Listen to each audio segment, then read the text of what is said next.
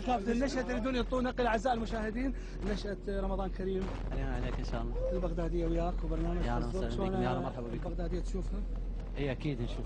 شلون برنامج حزر الليله تتابعه؟ انا البارحه عرفت انه انت تتابع البرنامج. لا متابعي والله متابعي واتمنى لك الموفقيه. احنا نريد اتمنى انه تساعدون الناس الفقراء الناس اللي بارك الله فيك، واحنا نريد يعني نقول لك الحل بس لكن الكابتن يا هوار وسامر ما عرفوا يعني من هو؟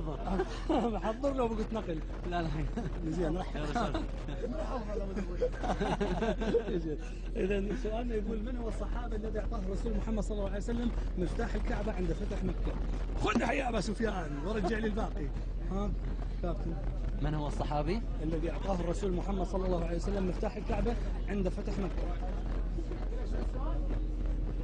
ها لا اخو انت ممكن استعين بصديق؟ بمن تستعين؟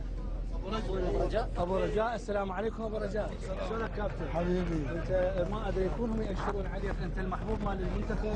اشكرك.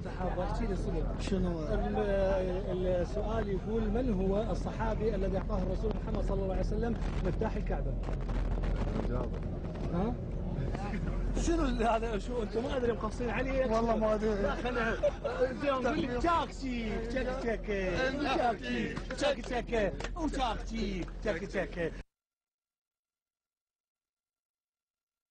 منو بعد؟ ها دبرها؟ ما جاوب. يلا كابتن انت مشارك. ما يخالف اسمك. صالح سدير انا. صالح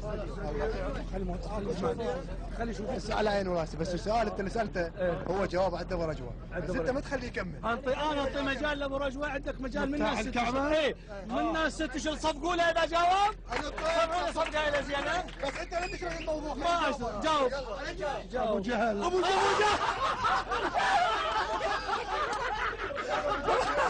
طبعا اعزائي المشاهدين هذه فيها طرفه، والبارحه كنا مع نشأة البارحه جاء اسولف لهم موقف التقينا صدفه. اسمع الموقف شنو؟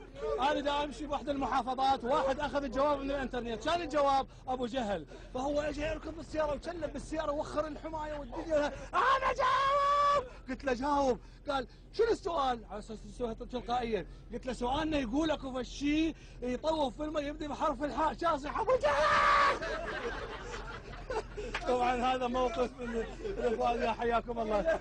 اذا نقول لكم شاكشي يا حياكم الله.